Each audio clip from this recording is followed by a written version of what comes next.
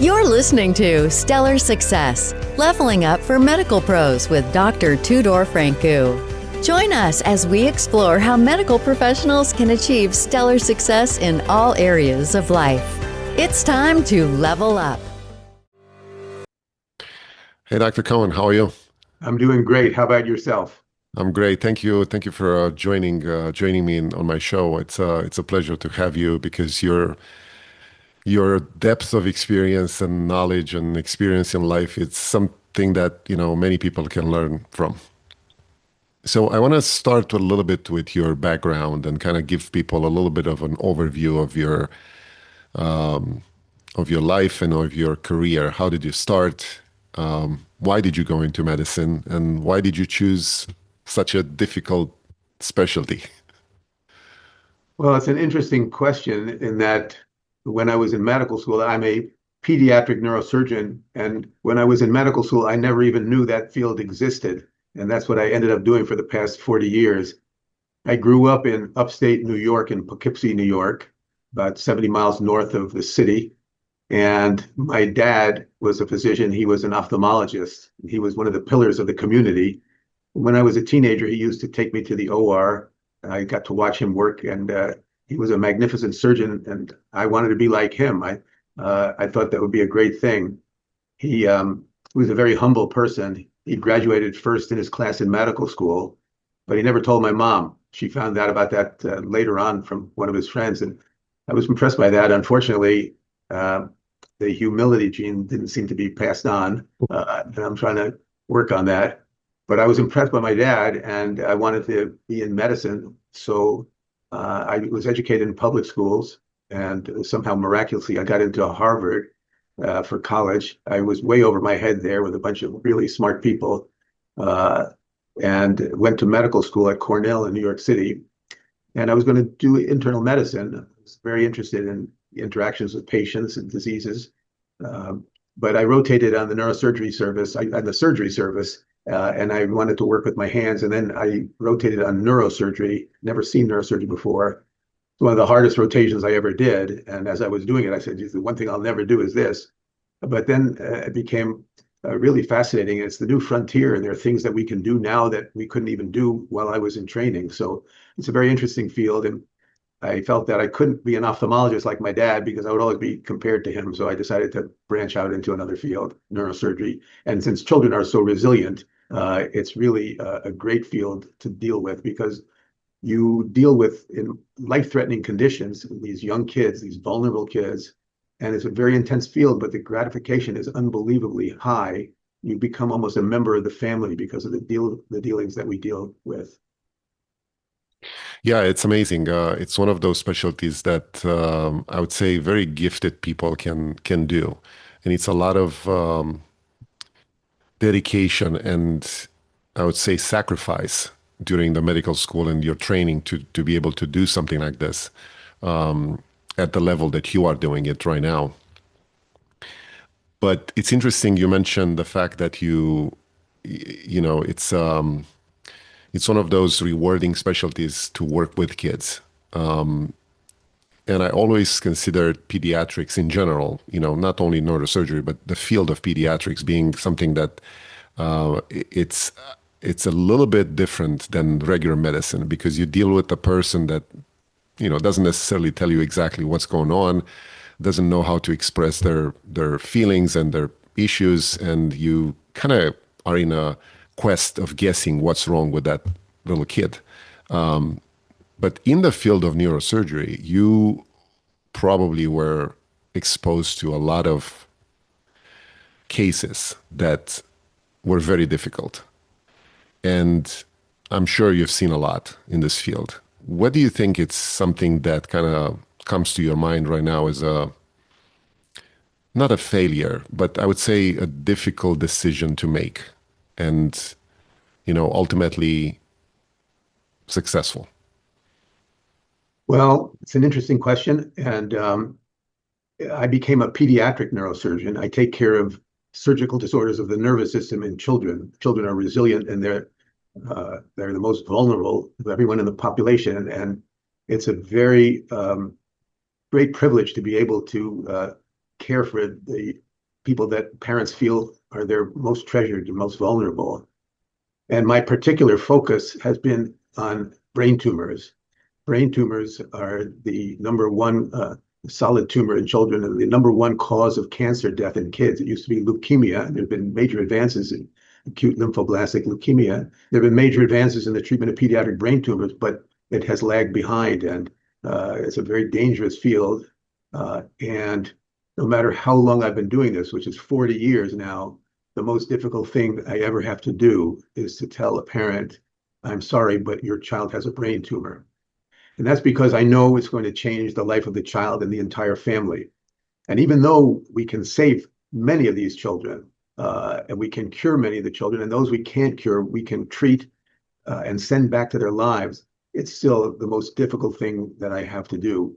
One of the great things now in this age of technology is that we can do things that we couldn't do even several years ago with advances in the MRI and intraoperative imaging and neurophysiological monitoring and microinstruments and endoscopes and exoscopes.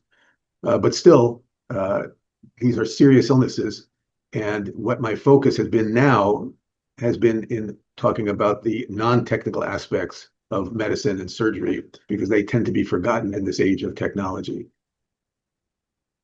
Yeah, I'm sure, your specialty is probably one of the ones up front in technology progress out there, and you guys can incorporate so many things right now in the technique that you're having. But I want to kind of follow up on that question and see if you do have anything that you would remember from your career in terms of a successful case that initially seemed like a failure. Successful case. It's interesting because some of the most grateful patients and families are ones that we didn't necessarily do as impressive procedure as I would have thought. It's different. There's no one size fits all. Something that I thought was a failure that became a success. We never know with any case that we do. The patient is under general anesthesia as a young child. The operation can last many hours, and then we wake the patient up, and sometimes it can be a long period before the patient awakens. Sometimes we take the endotracheal tube out and the patient awakens immediately. Sometimes they remain unresponsive for a period of time with swelling of the brain. And it happens very frequently with childhood brain tumors.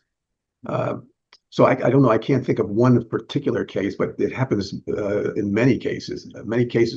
Most cases, we don't know. The MRI scan that we get after the operation is our final exam. Did we get the entire tumor out? When we think we did, sometimes we find there's a residual nubbin, but sometimes that can just remain indolent, and there's nothing we need to do about it. Sometimes we find that there's been swelling or bleeding that we didn't know about, and most of the time we can do the procedure once and the child recovers, but there are times when we have to go back and we feel that we failed. There was a case that I did when I was at Boston Children's Hospital at Harvard Medical School. And there was a young 2-year-old girl who was brought to see me because she came from another state and she was failing. She was unsteady on her feet. She wasn't eating well. Then she began throwing up. And her mom had taken her to several pediatricians and several hospitals. And when she was there, the child seemed to be better. And so the poor mother was dealing with people who thought that she was kind of a Munchausen by proxy, that the child really wasn't sick. But the child continued to get worse. And ultimately, they came for another opinion. And we got an MRI and we found that there was a tumor inside the brainstem, the command central part of the brain. And that was completely missed. And that's why, you can always second guess something, but you need to have a large differential diagnosis so that you can make sure that you don't miss something. Fortunately, we found this tumor, and it was a very difficult operation because we had to work under the microscope, under high magnification with all sorts of neurophysiological monitoring. and take this tumor out of the brainstem, inside the brainstem, where all the billions of nerve fibers are passing. And in a long operation, we were able to take the tumor out. It was a benign tumor. It was called an epidermoid, a rare congenital tumor. And the child miraculously got better. And we were giving each other high fives. The family was ecstatic. And we were proud that we were able to find this, and even more proud that we were able to get it out. And she went back home, and then 2 months later came back, and the same symptoms started to come back. She was unsteady on her gait. She was feeding poorly. She was vomiting. And we got another scan, and the tumor had come back. That's something really unusual, because a benign tumor doesn't come back in 2 months. And we couldn't understand what was going on. And we felt we had failed. And we went back in and we reoperated on another lung operation. We felt that a lot of this tumor was fluid at this time. And what we did differently is we had to open the brainstem from the front to the back so that the fluid could pass through. And we were able to take out any residual membrane of this tumor. And the patient woke up, and she was worse than she was when she came in. She wasn't eating well. She had to have a temporary feeding tube, and it took over 6 months before she improved. And then when she improved to a state better than she'd ever been. And that was something like 15 years ago. And now she's in school and she's cured of her tumor. So here's a case where we felt we had failed, but in the long run, we had succeeded. And it was the issue here, I think, was perseverance, that when you feel that you failed at something, try again. Yeah, it's amazing how things work out at the end. And, my follow-up question would be to, especially with this case, right? Do you believe in miracles? Because I'm sure you've seen things that many people don't experience in their lives, and recoveries and treatment plans and lives that changed under your knife. What do you think? Well, in a sense, we have to believe in miracles because we're dealing with such life-threatening conditions, and we can only do so much. And each case is different. One of the founders of my hospital was William Osler. In 1889, he was the first professor of medicine here, and a brilliant man. He wisely said that the good physician treats the disease, the great physician treats the patient who has the disease, and each of these patients is different. So sometimes we do an operation where we think the patient is not going to survive after a major head trauma, and somehow miraculously the patient does survive. Children in particular, because they're resilient. Their nervous system is resilient, and sometimes the children actually help the families, their parents, get through these horrible illnesses because of their strength and their courage and their resilience. So yeah, we believe in miracles, but there's only so much we can do, and we'll take any help that we can get. Yeah, that's amazing. Dr. Cohen, you've been through many stages of your career, and starting in residency, then your training and your experience in all different places you worked at. You ended up in Johns Hopkins as the chief of neurosurgery there. What do you think is the most important characteristic of your personality that brought you to this stage in life? I'm the chief of pediatric neurosurgery, and I work with a group of unbelievably talented people. And I think it's the collegiality and the ability to interact with people that allows me to do what I do. When I work on a child with a brain tumor, I work with a team. And I work with a team of neurosurgeons, with residents, with medical students, nurses, oncologists, intensive care doctors, radiologists, neuroradiologists, and neurologists as a team. And I think the ability to work as a team allows you to do more than you could do alone. And I think that's, to me, that's how I ended up where I am. Very interesting. Yeah, I think, especially in medicine, I think that working as a team is something that a lot of us maybe don't realize, and in some specialties it's so important that it's the result is bigger than any of us. Do you have a certain, I would say, idea about how a medical resident should shape their lives themselves to kind of step into your footsteps, to do this kind of specialty? because I think it's a combination of a very precise two specialties that you need to accomplish skills on, pediatrics and neurosurgery. What do you think is the most important advice would you give to, to a medical resident that wants to pursue this career?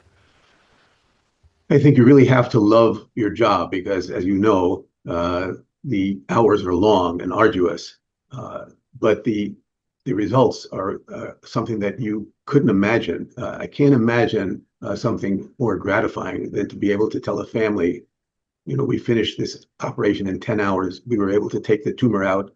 It's benign. Your child is going to be okay.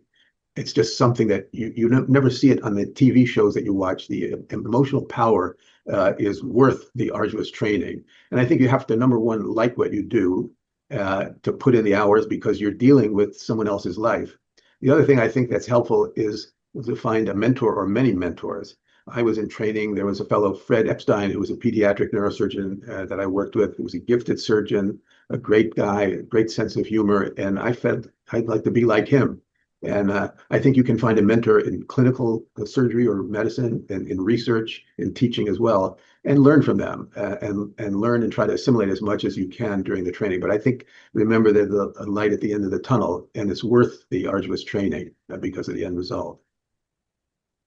Yeah, it's a long training. How many years is it's the residency now?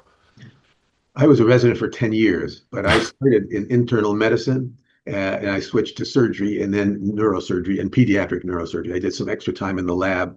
I think it may have made me a better resident. I don't know whether it made me a better attending. But the training is long and hard. We learn a skill. I'm glad that I did it at the time. This was before duty hours restrictions. I don't want to tell you how many hours I was awake without sleep at times. And it's not an easy thing to do. But if you want to do this, in other words, the hours are so long that if you don't like what you're doing, it's not going to work out. You have to really have a love for the field. Yeah, exactly. Very, very richly rewarding field, that I will say. Yeah, absolutely. I'm wondering, to be in this position and to have this kind of dedication and grit to do what you like, you need to be a certain type of person. What do you think it takes from you to succeed in this specialty? What kind of attributes a person has to have to go along like this every day for 10 years to be able to do what you're doing? I think really at the end of the day, if you can say a few words in Latin and tie your shoes, you can be a brain surgeon. It's not all that difficult, but it is emotionally straining. And I think there's again, one measure of a neurosurgeon. I think that probably the most important thing is to be able to have perseverance, to be able to get up when you're knocked down, when you're disappointed, and get back on the saddle here and do the job. And that's a difficult thing, but if you know what the end result is, if you see where you want to end up, I think it's very much worthwhile. Yeah. You also wrote a book that we want to talk about a little bit and let people know about your work. How did you come up with the idea of writing a book and why? So at Johns Hopkins, I'm an academic neurosurgeon, and I do a lot of writing and speaking for the medical community. This is the first time I've written for the general public, and I've been doing pediatric neurosurgery for 4 decades. And during that time, I've kept a limited diary because some of the patient stories are quite remarkable. And what I would do then, kind of as I'm coming to the end of my career, go back and review those. And I wrote a book about stories about my patients at different medical centers at Case Western Reserve, Rainbow Babies and Children's Hospital, Harvard Medical School, Boston Children's Hospital, my current hospital, Johns Hopkins. Some of my patients now are parents themselves that have their own kids. And it's really quite a remarkable thing to be able to watch your patients grow up and have their own families. And what I've normally done is to write about technical aspects of how to take out a brain tumor or how to protect the brain or how to get in trouble, how to get out of trouble if you're in the operating room. This was an attempt to talk about the non-technical aspects of neurosurgery in my field because people, you hear about pediatric neurosurgery. What's that? I didn't even know about that when I was in medical school. But the purpose of the book, in my mind, was to balance technology and humanity. That technology, we have things that we can do that we could never done, even when I started training. but technology treats the disease. It's humanity that heals the patient, and it's a combination of both. And this era of high technology, there's a tendency to forget the importance of the human aspect of medicine, that the aspect of things that everybody knows but may not think about as much, kindness and compassion and empathy and humor, optimism, hope, the issue of hope. All of these are important. They're not going to cure a patient without technology, without the machines that we have, but the machines don't heal the patient. It's a combination of technology and humanity. And that's why I wrote the book. I wrote it about stories of these remarkable patients that I've cared for over the years. Each of the stories is a gripping story. I tried to put in some aspects of neuroanatomy, which seems to be a really boring field, but it's actually really miraculous what we can do understanding the nervous system, how we can make a differential diagnosis. Right now, many people, if you go to the doctor, you'll get a barrage of tests, but we tend to forget what can be done at the bedside with a careful history and physical. So it's kind of a mystery novel from that. I tried to put in some history about some of the advances that we've made over time, but mainly to talk about the humanistic aspects of medicine, because I think there's a danger in this era of high technology that technology can drive a wedge between the doctor and the patient and the doctor and the family. And if we don't remember that, we can get into some trouble. Sometimes you can think about if you go to see your own physician, you see somebody who's putting orders into a computer, and you can spend the time looking at the back of his or her head. This modern era, somehow the physician has become a healthcare provider, and the patient is a client. It's the business of medicine. The book is an attempt to remind people of the non-technical aspects and the art of healing that tends to be forgotten in this era of technology. Yeah, that's a great point. I'm glad you did that, and I'm pretty sure your book is going to be very successful. And I think this aspect of caring more for the contact and the physical aspect of medicine with the patient is something that is getting really forgotten at this point. And like you said, examples of doctors spending, I don't know, 35 to 40 seconds per case in the office with patients, and, whatever you can do in 5 minutes, that's about it, to diagnose something. This is a skill that is getting lost. Yeah, sometimes the simplest things that we do are the ones that are remembered by the patient. Right. Comes in with a pet bunny rabbit stuffed animal, we put a dressing on the patient's pet, and curiously, that's what they remember, not the fact that we took out a giant brain tumor. So it's just the human touch that tends to be forgotten in the age of technology. Yeah, absolutely. Especially for kids and children. I mean, it's a certain approach that you need to have, and a certain kind of empathy and gentleness, I would say, to deal with this kind of patients. And that's true in pediatrics particularly, but it's true in all fields. And Moses Maimonides, who lived about 1,000 years ago, was a philosopher and a teacher and a rabbi and a physician, said that, may I never forget that the patient is a fellow creature in pain. May I never consider him merely a vessel of disease. And that's what I'm trying to bring up, that Maimonides would be unbelievably shocked about how much we can do with technology. He had no idea about that, but those words still ring true today about compassion and bedside manner that tend to be forgotten when you have a CAT scan and a PET scan and a CT scan and a bunch of lab works trying to sort things out. Sometimes a careful history and exam and interaction with the patient and the family is what's necessary. And the main thing I think that I'm trying to remind people is that doctor-patient relationship that's of high value, that you tend to forget that. I think we always want the patient to want to come back to see the doctor, even when the diagnosis is really difficult, because there's always something that can be done to help control the disease, to help the pain. And so the job of the physician and the surgeon, in my mind, is to do everything we can to cure the patient, but not to sugarcoat the diagnosis, to share the success and share the failures. Be there so that the family bonds with you. Yeah, exactly. And ultimately, the truth is the best way to deliver anything, right? Where can we find your book? How can people get in touch with your book and with you?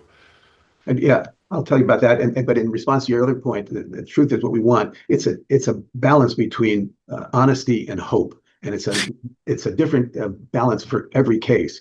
Yeah. The book I wrote is called Comfort Always. I got that title because there was a physician in the 1800s, 1880s, Edward Trudeau, who contracted tuberculosis. That's when he finished medical school at Columbia in the 1870s, and he couldn't work, so he went to upstate New York.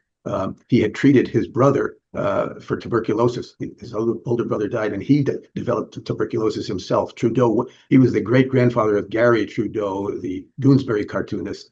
He went to the upstate New York to Saranac Lake when there was no cure for tuberculosis. They didn't even identify the tubercle bacillus until the 1880s. And he was there for fresh air and good food. And he developed a sanatorium where thousands of patients came for his care. And there was no medical treatment. It was just invigorating climate, fresh air, and compassion. And he had a famous phrase that was to cure sometimes, to relieve often, to comfort always. And I think that's what I think is the emphasis of the book. So Comfort Always, it's on Amazon. I hope people like it. I think it's a good read, and that's why I wrote the book. Yeah, that's fantastic. I'm very happy you did that, and I can wait to get a copy of it, and I hope everybody will reach out and buy it and read it. It's an interesting aspect of everybody's medical life. Everybody that's in medicine to read something like that. I would want to ask you, with all the experience and wisdom that you got over your professional career and your life, when you look back with what you know right now into your own career and your own life, would that be anything that you would change or do different? When I was going through the training, there were many times when I didn't know that I was going to continue because the long hours of sleeplessness can take a toll. In retrospect, I'm glad that I did what I did. Thinking about it now, I don't think I could do those hours at my age right now there. And I feel, I think luck has a factor in everyone's life. I feel lucky that I did what I did because I didn't plan on doing it when I was growing up. I wanted to be a physician. But I didn't know about the field of pediatric neurosurgery. A very unique experience to be dealing with life-threatening illnesses in young children and the emotions. It's an emotional roller coaster. But when we save a child's life or return a child back to his or her family and their lives, and then to see them grow up and have children of their own, you can't imagine the gratitude that people bring. And for me, that's worth the arduous years of training. So I would do it again. That's amazing. That's amazing.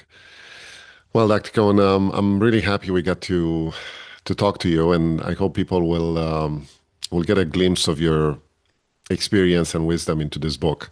How can people reach out to you if they need any help or advice or mentorship?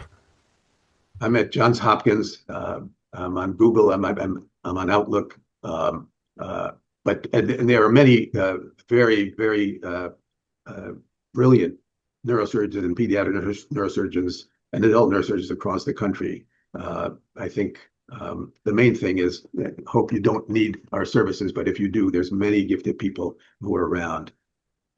Yeah.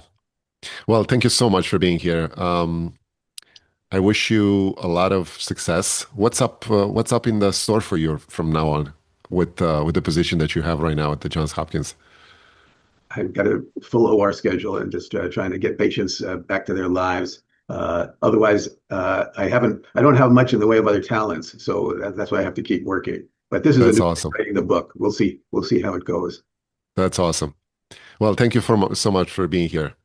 I wish you good luck and a lot of health. Likewise. Thank you. Thank you. Appreciate it. Take care. Are you a busy medical professional striving to excel in life and work? Stellar Success Podcast brings you the habits and insights of top leaders in medicine and beyond. Discover strategies for balance, growth, and fulfillment in every episode. Follow us on Instagram at Stellar Success Podcast for daily inspiration.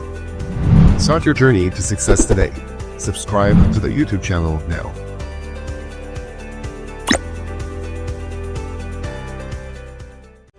That's a wrap on Stellar Success, Leveling Up for Medical Pros with Dr. Tudor Francu. Interested in joining us? Go to stellarsuccesspodcast.com/guest to apply.